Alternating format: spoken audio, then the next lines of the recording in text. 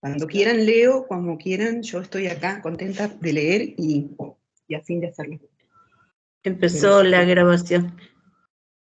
Bueno, vamos a continuar con el estudio de conceptos Intel, una historia extraordinaria. Un día, en Santa Bárbara, California, un hombre llamado Robert fue a un clarividente entrenado que también era conferencista sobre teosofía y solicitó ayuda en un caso perturbador. El señor Roberts caminaba por la calle el día anterior cuando una niñita de 3 años se le acercó y rodeándole las rodillas con sus brazos lo llamó papá. El señor Roberts se indignó pensando que alguien trataba de atribuirle una hija, mas la madre de la niña, que llegó inmediatamente, estaba igualmente contrariada y trató de llevarse a la pequeña. Bueno, si quieres seguir. Bueno, sí. Sigo, sí. Esta, sin embargo, se mantuvo aferrada al señor Roberts, insistiendo en que era su padre, debido a circunstancias que se contarán posteriormente. El señor Roberts no pudo sacarse esto de la cabeza y buscó al clarividente, quien lo acompañó a la casa de los padres de la niña, donde la pequeña de inmediato corrió hacia el señor Roberts y lo volvió a llamar papá. El clarividente, a quien llamaré señor X, primero la llevó a la ventana para ver si su iris se expandía y contraía al exponerlo y retirarlo de la luz, a fin de comprobar si otra entidad estaba en posesión del cuerpo de la niña en lugar de su legítima dueña. Pues el ojo es la ventana del alma y ninguna entidad obsesora puede asegurarse su control. El señor X encontró, sin embargo, que era normal y procedió a interrogarla cuidadosamente. Luego de un trabajo paciente llevado a cabo intermitentemente durante la tarde para no cansar a la pequeña, esta es la historia que contó. Ella había vivido con su papá, el señor Roberts, y otra mamá en una pequeña casa solitaria en un lugar donde no se veían otras casas. Había una pequeña cañada cercana a la casa donde crecían algunas flores, y aquí salió corriendo y regresó con algunas varas de sauco americano. Había una tabla atravesando la cañada, la cual se le advirtió que no cruzara, por temor a que cayera al agua. Un día su papá las dejó a ella y a su madre y no regresó. Cuando su provisión de alimentos se acabó, su mamá cayó en cama y se quedó muy quieta. Finalmente, la niña dijo en forma extraña: luego yo también morí, pero no morí, vine aquí. A continuación, el señor Robert contó su historia. Hacía 18 años él vivía en Londres con su padre, que era cervecero. Se enamoró de la joven sirvienta, su padre se opuso, así que huyó con ella a Australia, luego de casarse. Allí se internó en la selva y formó una pequeña granja donde construyó una pequeña casa cerca de una cañada, tal como describió la niña. Les nació una hija y cuando esta tenía cerca de 2 años, él dejó la casa una mañana hacia un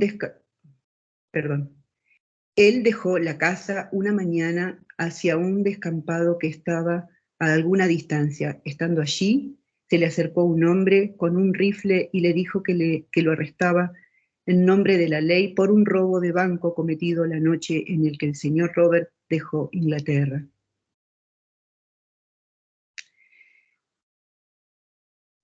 El oficial había seguido su pista hasta allí, creyéndolo el criminal. El señor Robert rogó que se le permitiera buscar a su mujer e hija, pero el oficial, pensando que era una artimaña para hacerlo caer en manos de sus cómplices, rehusó y lo llevó a la costa a punta de fusil.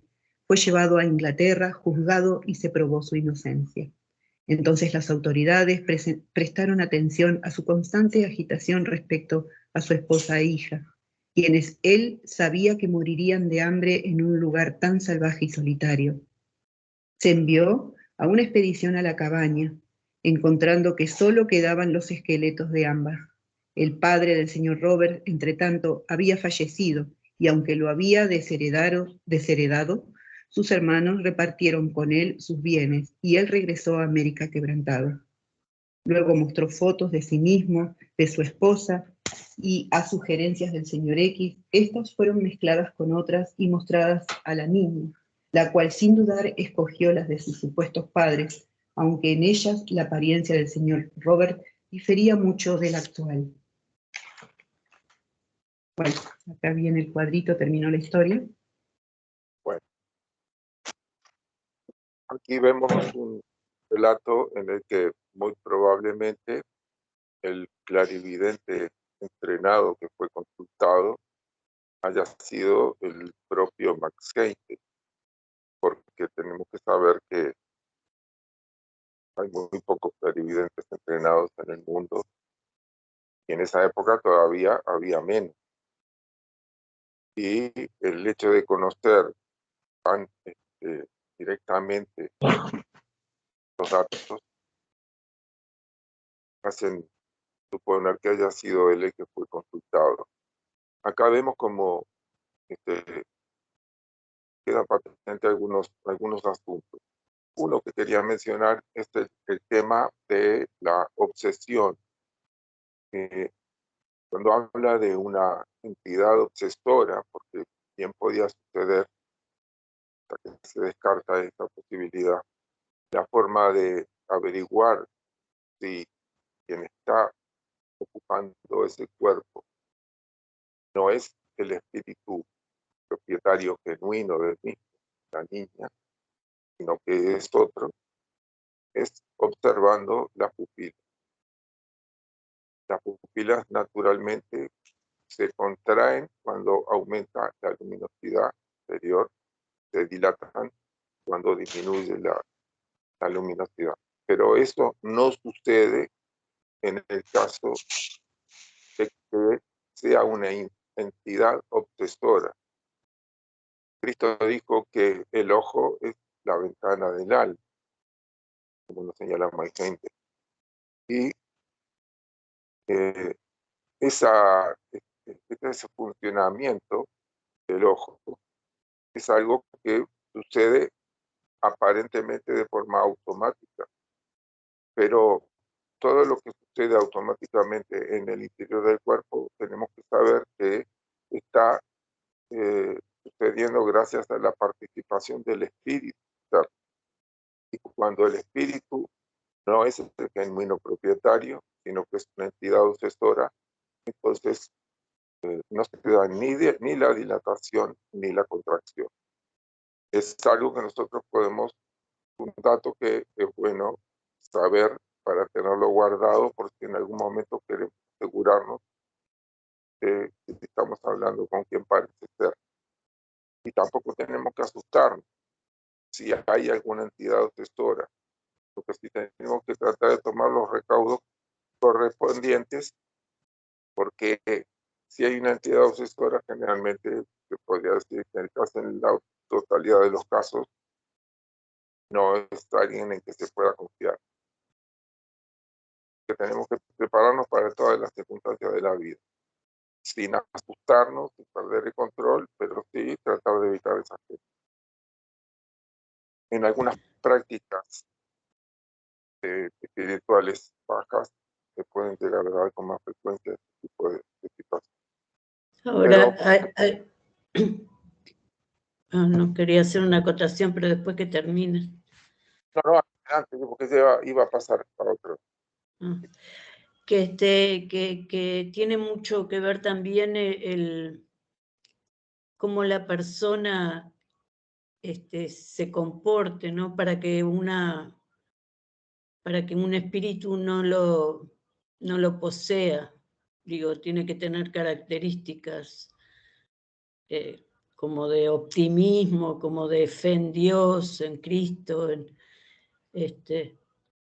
tener como cosas positivas para que ese espíritu no pueda obsesionar a la persona. Puede ser, sí.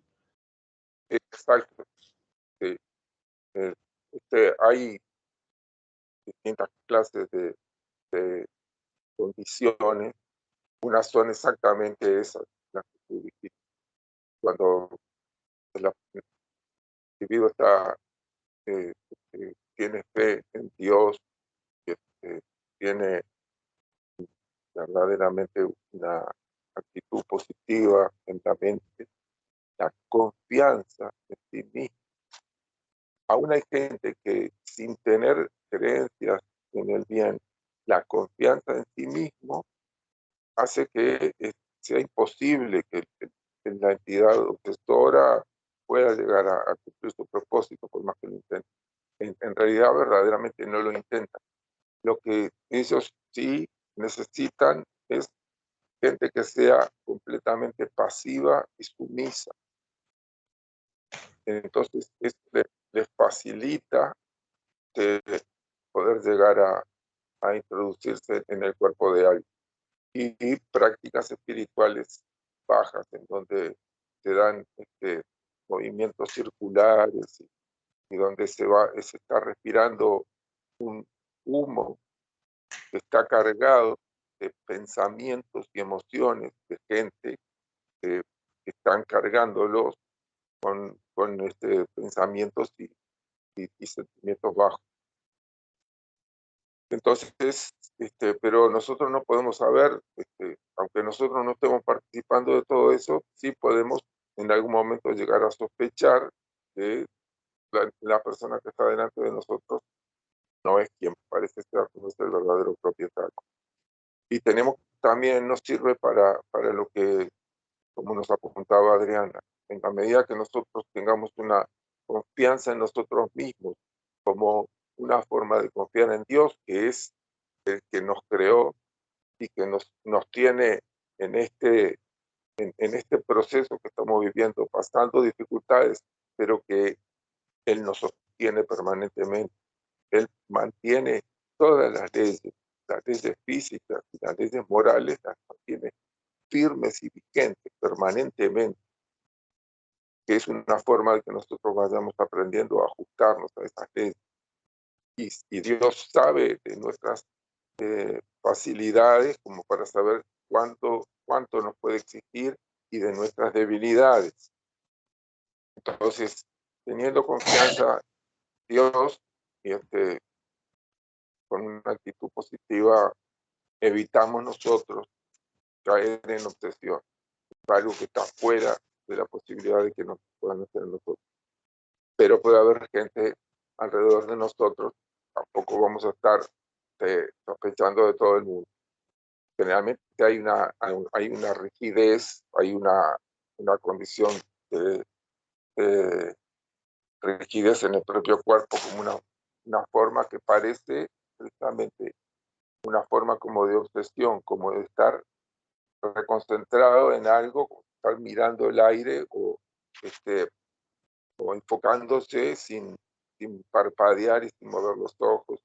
Sobre todo los ojos es una forma indicadora, pero repito, es una información que nos puede servir como para evadir a gente que tenga esta condición. Y después está el tema del relato, ¿no?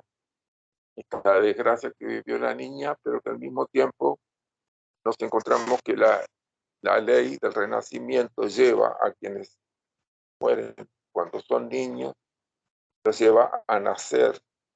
Muchas veces nacen dentro de la misma familia, pero en otras ocasiones, cuando quien muere tiene vínculos con mucha gente y puede llegar a programar su vida con alguien que no es de la misma familia en la que estuvo antes, sí, no hay problema. Los ángeles del destino le proponen una forma de vida y a veces también hasta tienen en cuenta esta incidencia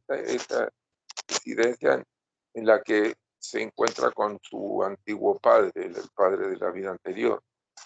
Es una forma como para ir aportando elementos para que la gente se vaya convenciendo de que verdaderamente hay una vida después de la vida y que existe la ley del renacimiento. Y con esto hemos terminado con la primera parte del concepto Rosacruz del Cosmos, que sienta las bases como para después ya entrar en un enfoque filosófico, a utilizar más pensamiento abstracto. No sé si quieres seguir leyendo tú, Adriana, empezando con... Así vamos intercalando un poco. Silvia, que lea y si se cansa me avisa y yo sigo. Bueno, sí, quiero. Bueno, sería parte 2, Cosmogénesis y Antropogénesis, capítulo 5, la relación del hombre con Dios. En los capítulos precedentes hemos considerado al hombre en relación con 3 de los 5 mundos que forman el campo de su evolución. Hemos descrito parcialmente estos mundos y hemos indicado los diferentes vehículos de conciencia mediante los cuales él está correlacionado con ellos. También hemos estudiado su relación con los otros 3 reinos, mineral, vegetal y animal, señalando la diferencia entre los vehículos del hombre y de cada uno de estos reinos, y su consecuente diferencia de conciencia. Hemos seguido al hombre durante un ciclo de vida en los 3 mundos y hemos examinado la acción de las leyes gemelas de consecuencia y renacimiento, en lo que atañe a su evolución. A fin de comprender más detalles respecto al progreso del hombre, es necesario ahora estudiar su relación con el gran arquitecto del universo, con Dios, y con las jerarquías de seres celestiales que se hallan en las diferentes gradas de la escala de logros de Jacob, que se extiende desde el hombre hasta Dios y más allá. Esta es una tarea de la mayor dificultad, incrementada aún más por el indefinido concepto de Dios que existe en la mente de la mayoría de los lectores de material referente a este tema. Es cierto que los nombres en sí mismos no son importantes, pero sí importa mucho que sepamos lo que queremos significar por su nombre. De otra forma, habrá malas interpretaciones y si los escritores e instructores no se avienen a usar una nomenclatura común, la actual confusión aumentará. Cuando se usa el nombre Dios, siempre es dudoso y se desea significar al absoluto, la existencia una, o al ser supremo, que es el gran arquitecto del universo, o a Dios, que es el gran arquitecto de nuestro sistema solar. La división de la divinidad... Tenemos que hacer una precisión. La primera vez que Max Heindel menciona esta expresión, el gran arquitecto del universo, que es una expresión apropiada, que también se usa en la masonería. Es en el segundo párrafo y dice, el gran arquitecto del universo, Dios. Pero en realidad la masonería y también los Rosacruces, que tienen alguna forma de conexión no institucional, pero sí en la clase de gente que tiene tendencia a ocupar las filas de estas 2 instituciones, utiliza esta terminología gran arquitecto del universo, cuando en realidad tendrían que decir gran arquitecto del sistema solar, porque el gran arquitecto del universo, como bien dice Mike Heindel en el tercer párrafo, es vamos a volver a leer, cuando se usa el nombre de Dios, siempre es dudoso si se desea significar al absoluto, la existencia una, o al ser supremo, que es el gran arquitecto del universo, o a Dios, que es el arquitecto de nuestro sistema solar. Entonces, acá tenemos 3 conceptos que están mezclados y que tenemos que empezar a separar. el absoluto, del que nos va a hablar ahora rápidamente Mike Painter. Y está bien que les llame la existencia una. Después, el ser supremo, que no es el absoluto, y después esto lo vamos a ver, a este se le tendría que llamar también el gran arquitecto del universo. Y después tenemos a Dios, que es el arquitecto de nuestro sistema solar. Continúa así que yo intervengo después. Correcto, sí. La división de la divinidad en Padre, Hijo y Espíritu Santo también confunde, aunque los seres designados con estos nombres están inconmensurablemente por encima del hombre y merecen toda la reverencia y adoración que éste sea capaz de rendir a sus más elevadas concepciones de la divinidad. No obstante, de hecho, ellos son diferentes unos de otros. Quizá los diagramas 6 y 11 puedan aclarar este punto. Debe tenerse presente que los mundos y planos cósmicos no están uno encima de otro en el espacio, sino que los 7 se interpenetran entre sí y a los 7 mundos. Ellos son estados de espíritu-materia que se difunden unos de otros, así que Dios y los otros grandes seres mencionados no están lejos en el espacio. Ellos impregnan cada parte de sus propios reinos y a reinos de mayor densidad que la suya. Están todos presentes en nuestro mundo y se hallan realmente, y de hecho, más cerca que manos y pies. Es una verdad literal cuando decimos, en él vivimos y nos movemos y tenemos nuestro ser, pues ninguno de nosotros podría existir fuera de estas grandes inteligencias que impregnan y sostienen a nuestro mundo con su vida. Se ha mostrado que la región etérica se extiende más allá de la atmósfera de nuestra tierra densa, que el mundo del deseo se extiende aún más en el espacio de la región etérica. También que el mundo del pensamiento se extiende más dentro del espacio interplanetario que cualquiera de los otros. Por supuesto, los mundos de sustancia más sutil ocupan un espacio mayor que el mundo denso, el cual se ha cristalizado y condensado, y ocupa así menos espacio. El mismo principio opera en los planos cósmicos. El más denso de ellos es el séptimo, contando desde arriba hacia abajo. Está representado en el diagrama como más extenso que cualquiera de los otros, porque es el plano en el cual estamos más íntimamente interesados. Sin embargo, en realidad ocupa menos espacio que cualquiera de los otros planos cósmicos, aunque debe tenerse presente que, aún con esta comparativamente restrictiva calificación en cuanto a su extensión, es inconmensurablemente vasto, mucho más de lo que el máximo poder de la mente humana puede concebir, comprendiendo dentro de sus límites millones de sistemas solares similares al nuestro, que son los campos de evolución de muchas clases de seres de aproximadamente nuestro propio estatus. De los 6 planos cósmicos superiores, al nuestro no sabemos nada, salvo que se nos dice que son los campos de actividad de grandes jerarquías de seres de indescriptible esplendor.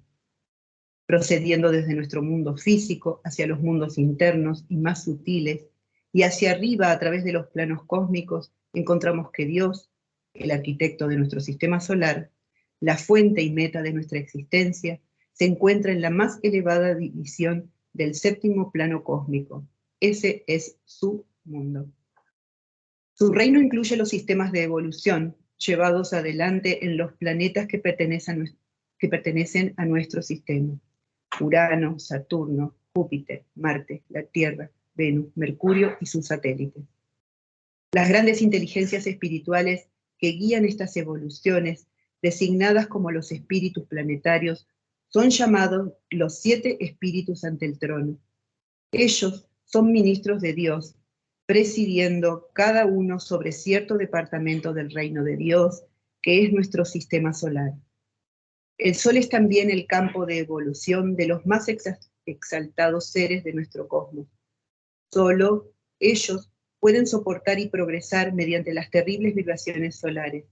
El Sol es lo que más se acerca para nosotros a un símbolo visible de Dios, y sin embargo es solo un velo para aquello que está detrás. Lo que aquello es no puede expresarse públicamente.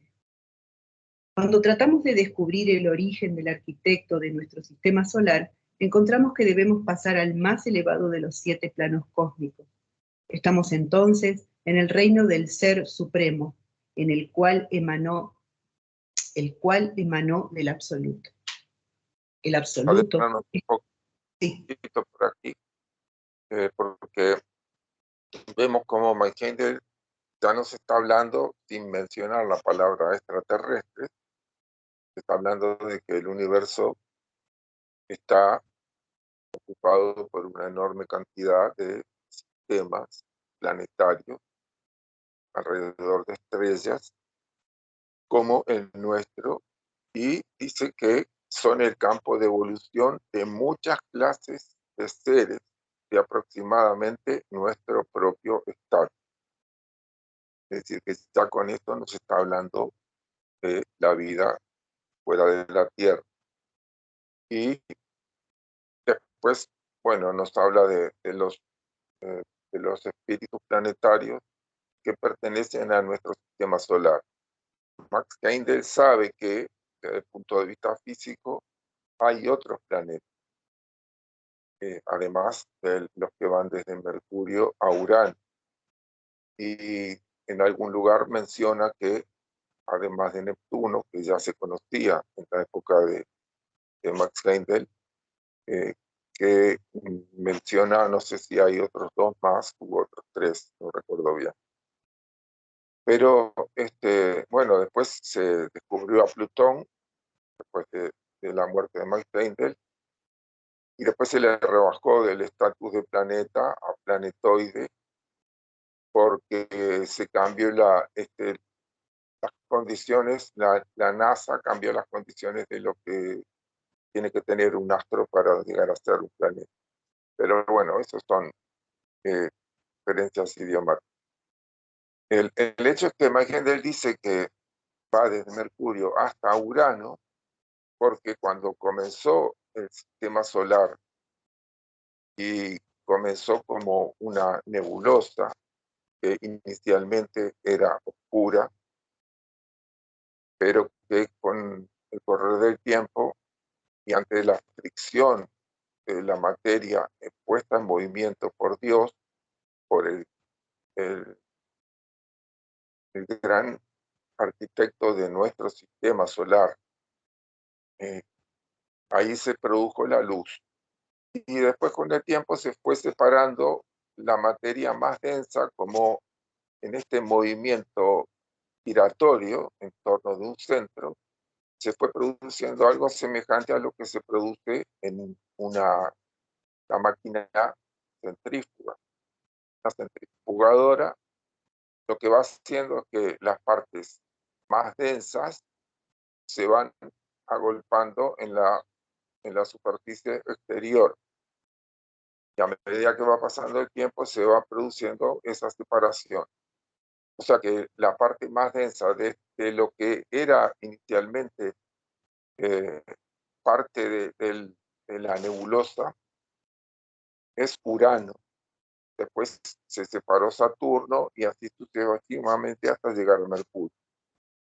¿Y qué es lo que sucede con Neptuno y el resto de los astros, el cinturón de Kuiper, etcétera, que están allí también? Bueno, estaban allí antes de que se generara todo este proceso dentro de lo que actualmente es un sistema solar bien diferenciado, y que el campo gravitatorio, el Sol, ha captado a estos astros y los mantiene rotando en torno del centro solar. Así que quiero hacer estas precisiones porque hay gente que dice, bueno, Mike Heindel no sabía que estaba Venus, Neptuno y otros, y que sabía. Pero estos son los 7 espíritus delante del trono espíritus, que son verdaderamente los planetas, nosotros vemos la parte visible, que viene a ser como el cuerpo denso de los planetas. Así como el hombre es espíritu y ocupa cuerpo, también los planetas son espíritus. Son los 7 espíritus delante del trono que se mencionan en la Biblia, que son el campo de evolución de distintas clases de seres que están en proceso evolutivo en todos estos planetas, aunque no necesariamente con un cuerpo denso como el que tenemos nosotros. El hecho de tener un cuerpo denso, una circunstancia que a nosotros nos está tocando vivir en todo este proceso, pero ya en algún momento nos vamos a independizar de él.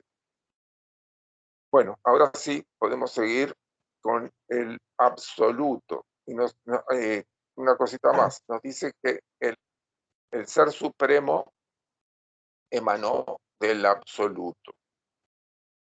Vamos a ver lo que nos dice. Igual se lo voy a repetir porque son conceptos complejos. Adelante, Silvia. Sí. Sí. Cuando tratamos de descubrir el origen del arquitecto de nuestro sistema solar, encontramos que debemos pasar al más elevado de los 7 planos cósmicos. Estamos entonces en el reino del Ser Supremo, el cual emanó del Absoluto. El Absoluto está más allá de nuestra comprensión. Ninguna expresión o símil que seamos capaces de concebir puede transmitir una idea adecuada de él. Toda manifestación implica limitación, por lo tanto, a lo sumo podemos describir al absoluto como un ser ilimitado, como la raíz de la existencia. De la raíz de la existencia, el absoluto procede del ser supremo, en la alborada de la manifestación. Este es el uno. En el primer capítulo de San Juan, este gran ser es llamado Dios. De este ser supremo emana la palabra, el fiat creador, sin el cual nada fue hecho. Y esta palabra es el unigénito Hijo, nacido de su Padre, el Ser Supremo. Antes que todos los mundos, pero categóricamente no es Cristo. Grande y glorioso como el Cristo, elevándose inmensamente sobre la mera naturaleza humana. Él no es este ser exaltado. Ciertamente, la palabra fue hecha carne, pero no en el sentido limitado de la carne de un cuerpo, sino la carne de todo lo que es, en este y en millones de otros sistemas solares. El primer aspecto de este ser supremo puede designarse como poder. De este procede el segundo aspecto, el verbo, y de ambos procede el tercer aspecto, moción. De este triple... Sí, sí. No sé si voy a hacer una analogía con la música. Mike Heindel nos habla aquí de los primeros versículos del Evangelio de San Juan, donde dice: en el principio era el verbo, y el verbo era con Dios, y el verbo era Dios. Y continúa. Lo que nos dice Mike Heindel es que en realidad para los Rosacruces, que tratan de que cada ser y cada concepto quede siempre asociado a la misma palabra, lo que tendría que decir en el principio era el verbo, y el verbo era con el Ser Supremo. Y bueno, y se nos dice que el verbo no es Cristo, nos dice acá Mike, que si bien Cristo es grande y glorioso, no es el verbo. Y nos pasa después, que ahora después lo voy a leer, Silvia, a decir que podríamos pensar así: el absoluto, que es absolutamente todo, valga la redundancia, se podría mentalmente dividir, uno lo puede dividir mentalmente en dos polos. el polo negativo, que no por ser negativo quiere decir que sea menos que el positivo. El polo negativo se llama la sustancia raíz cósmica, y es negativo en el sentido que es receptor de la actividad. El polo positivo se denomina ser supremo para los romanos.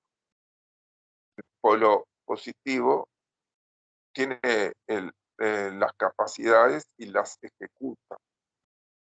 ¿Y en dónde las ejecuta? Actúa sobre la sustancia raíz cósmica, sobre en la superficie y en el interior de la sustancia raíz cósmica. La pone en actividad, la pone en movimiento.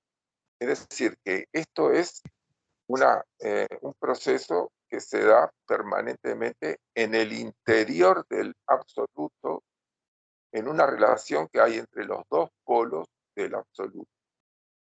El ser supremo, que es el polo positivo, que es el que toma la iniciativa y ejerce la fuerza, para decirlo de una manera, y esa fuerza incide sobre la sustancia raíz cósmica, y esa sustancia raíz cósmica se va estructurando, se va organizando de una forma sabia e inteligente, porque el ser supremo es lo más elevado que podemos concebir. Pero este ser supremo, que nos dice Mike Heidegger, que tiene estos tres aspectos, que son el poder, el verbo y la moción, el movimiento. Ahora empezamos a analizar el polo positivo del absoluto. El poder es el aspecto más elevado del ser supremo. Y basta pensar que si uno no puede algo, ya todo lo demás ya no tiene sentido. Lo primero es que se tiene que poder. Una vez que se puede, entonces se hace. Y bueno, ahí está el verbo que viene a ser el segundo aspecto, y el movimiento, que es el tercer aspecto. Esto que se manifiesta en lo que se denomina el primer plano cósmico, del cual nosotros no tenemos ni percepción directa, ni ninguna forma de poder imaginarnos que lo sucede allí, porque nosotros estamos en el séptimo plano cósmico. Nuestra existencia está centrada en el séptimo plano cósmico. Es decir, que hay por encima de nosotros niveles vibratorios muy superiores de 6 planos cósmicos. Y todavía encima, dentro de este séptimo plano cósmico que estamos nosotros, tenemos la percepción de un nivel vibratorio que está en la región química y un poquito en la región etérica del mundo físico. Y el séptimo plano cósmico abarca el mundo de Dios, que no es el ser supremo, el mundo de los espíritus virginales, el mundo del espíritu divino, que son todos niveles vibratorios cada vez más densos, el mundo del espíritu de vida, el mundo del pensamiento con sus dos regiones, el mundo del deseo y el mundo físico con sus dos regiones, la etérica y la química. Esto está en el séptimo plano cósmico. Nosotros percibimos los dos más densos, o el más denso de todos, la región química. Después tenemos encima de todo, de este séptimo plano cósmico, interpenetrándolo y superándolo por todos lados, los otros 6 planos cósmicos. Es decir, que estamos adentro de, en la parte más densa. ¿A dónde voy?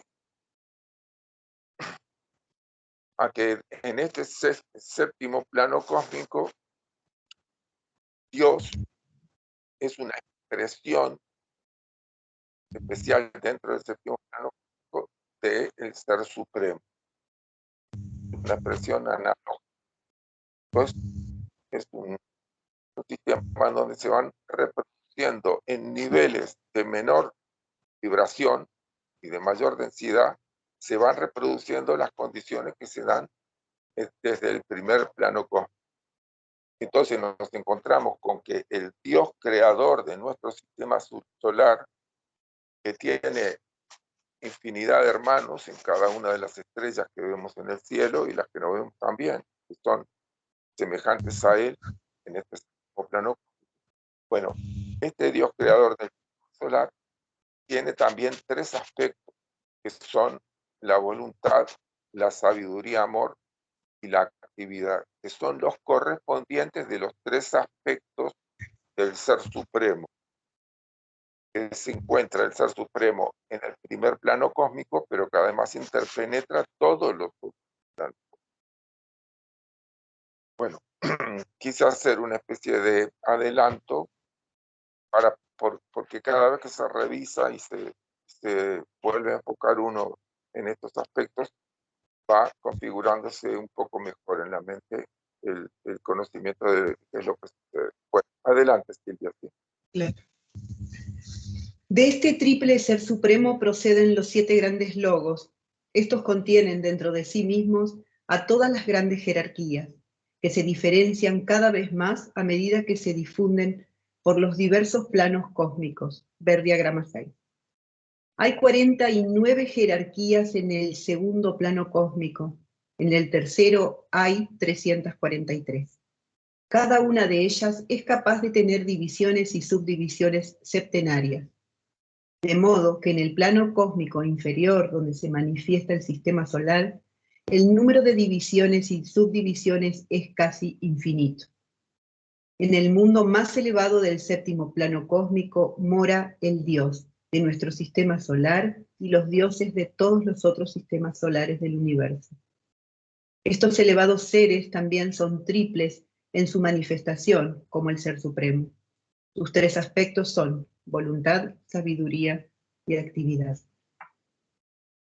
Cada uno de los 7 espíritus planetarios que procede de Dios y está a cargo de la evolución de la vida en uno de los 7 planetas. También es triple y diferencia dentro de sí mismo a jerarquías creadoras que pasan a través de una evolución septenaria. La evolución seguida por un espíritu planetario difiere de los métodos de desarrollo inaugurados por cada uno de los otros. Puede afirmarse, además, al menos en el esquema planetario particular al cual pertenecemos, que las entidades más evolucionadas en las primeras etapas, que alcanzaron un elevado grado de perfección en evoluciones previas, asumen las funciones del espíritu planetario original y continúan la evolución, retirándose el espíritu planetario de toda participación activa, excepto guiar a sus regentes. La precedente es la enseñanza relativa a todos los sistemas solares, pero referida en particular al sistema al cual pertenecemos. La que sigue es la enseñanza que el vidente suficientemente entrenado puede obtener por sí mismo mediante la investigación personal de la memoria de la naturaleza. Terminamos el capítulo 5. Estoy invadido. No sé si es un ser extraterrestre. Les encanta cuando leemos. Me encanta estar. Tener cámara. Me parece que está para el show business. Quiere la cámara. Sí. Bueno, acomódate nomás, no hay ningún problema. Todo tu... Entonces, acá Max Heinkel nos hace la referencia de que, bueno, en cada uno de estos espíritus planetarios, que cada uno de ellos proceden de Dios y que se podría decir que cada uno de ellos es una nota de las 7 notas básicas de la escala musical. Después también podemos encontrar que hay otras 5 notas que completan todos los semitonos, pero estos 7 espíritus planetarios son como 7 notas diferentes que son todas necesarias para poder armar la sinfonía cósmica de la que estamos formando parte, pero que cada una tiene, si bien es cierto que todos procedemos de Dios, hay características específicas en cada uno de los espíritus planetarios y en el conjunto de seres que habitan en ese espíritu planetario. Nosotros pertenecemos a la Tierra y tenemos una nota básica que procede de este planeta en el que hemos estado siempre. Aunque eventualmente puede ser que bajo determinadas condiciones muy especiales haya gente que pueda ser de otro planeta, pero ya se tiene que tener un adelanto demasiado grande. Y el hecho es que estos seres que no serían de nuestro planeta no van a venir a decirnos lo que tenemos que hacer, no van a intervenir en lo que nos compete a nosotros. Si uno está aprendiendo a caminar, tiene las pautas de cómo se hace para caminar y después lo que tiene que hacer es empezar a caminar, hacerlo como le sale, ir haciendo los ajustes hasta que poder llegar a ser un experto caminador o caminar. Y esto es lo que sucede. Nosotros estamos formando parte de este planeta Tierra, así como hay seres que están en otros planetas y cada uno tiene que aprender lo básico de su condición para poder entonces pasar a tener conciencia y participar conscientemente en la sinfonía de la que estamos participando inconscientemente. De la que habla Pitágoras es precisamente nosotros estamos ajustes, muchas veces tenemos a salirnos por ignorancia, por conciencia, tenemos a salirnos de la sinfonía, produciría una discordia demasiado grande, entonces ahí vienen los ajustes, hace la ley de consecuencia. Estamos recibiendo ajustes desde el exterior por vía de las leyes de renacimiento y consecuencia, buscándonos inconscientemente. Es decir, que las jerarquías que están dentro de nuestro sistema solar tienen todo el poder, la capacidad y la sabiduría para impedir que nosotros produzcamos algún desequilibrio que sea irreparable. Pero el propósito no es que nosotros estemos permanentemente sometidos a la intervención de las jerarquías que están por encima de nosotros, porque nosotros también somos jerarquía. Tenemos que aprender a esta condición. Tenemos que cada vez más participar conscientemente en este camino de la realización. La realización quiere decir hacerse rey, que es lo que va a suceder cuando nazca nuestro corazón. Entonces vamos a tener un rey en el exterior para nuestro Cristo y vamos a estar nuestros reyes, nuestros vehículos. Esta va a ser conscientemente, vamos a estar actuando, interviniendo en los aspectos de la vida en armonía con las leyes de Dios. Eso, nuestra oleada de vida y las otras oleadas de vida que comparten con nosotros, algunas visibles y otras invisibles, estamos dentro de todo. Y ahora voy a el Padre, el Hijo y el Espíritu Santo. No son supremo, la sustancia raíz cósmica, ni son Dios. Aunque el concepto de Dios sale con mucho ruido. Y se corta un poco, yo voy a cortarme. Sí, puede ser que sí, que haya que, ahora puede ser que ahora aparece el ruido. Entonces, venía diciendo que las jerarquías que están diciéndonos a nosotros, ahí encontramos al Padre y al Hijo y el Espíritu Santo. No son ninguno de los que mencionamos. Hemos recibido durante siglos el concepto de Dios como abarcador de lo que, por ejemplo, en la Biblia se denomina con una palabra que es la palabra Elohim. Y ahí ya nos encontramos con lo que nos enseña Max Heindel, de que tiene un principio femenino esa palabra y un final plural y masculino. Con lo que nos está diciendo que son seres que tienen la doble polaridad, la polaridad masculina y femenina. Nosotros también la tenemos, pero en cada una de nuestras vidas se retiene uno de los polos y se manifiesta el otro por motivos que veremos mucho más adelante. Estas jerarquías abarcan ángeles, arcángeles, señores de la mente, señores de la individualidad, de la sabiduría, de la forma, etc. Son distintas jerarquías que nos precedieron a nosotros y que están cuidando y van aprendiendo cada vez más a ejercer las funciones que inicialmente ejercía exclusivamente el espíritu planetario.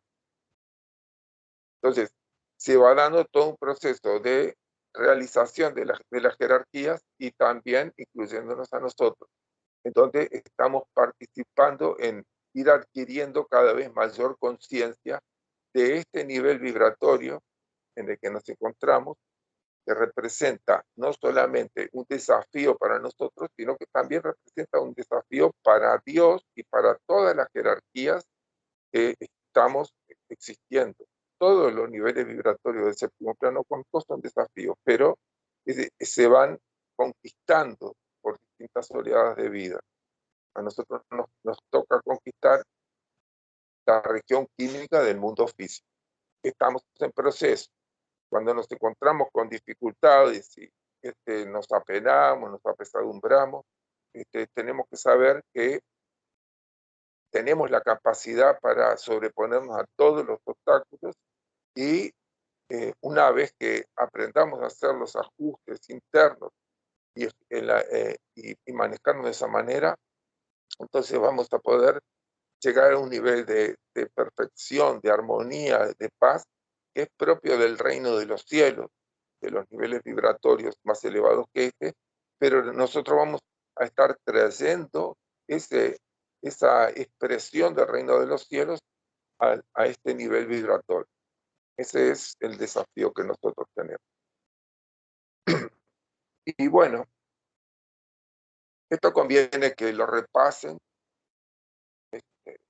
que vuelvan a leerlo, que se hagan un esquemita. Cuando uno escribe, está demostrado, ya hay, por ejemplo, en Francia ya se está dejando las computadoras de lado y se está volviendo al lápiz y al papel o al bolígrafo, porque el proceso de aprendizaje se va asimilando mucho mejor cuando hay tiempo como para ejercer algo. Hay una actividad que no es solamente receptora, como cuando uno tiene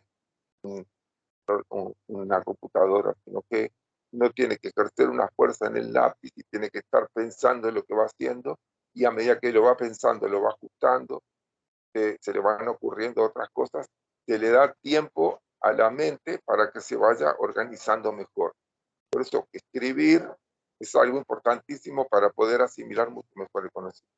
Entonces, si pueden hacerse algún esquema para después, la semana que viene, sí, ingresar en el capítulo que se llama el esquema de la evolución. Todo lo que pueden ir haciendo va a ser redundante para que vayan asimilando mejor todo este conocimiento. Bueno, no sé si quieren hacer alguna consulta o algún planteo. No, quedaríamos para la semana que viene.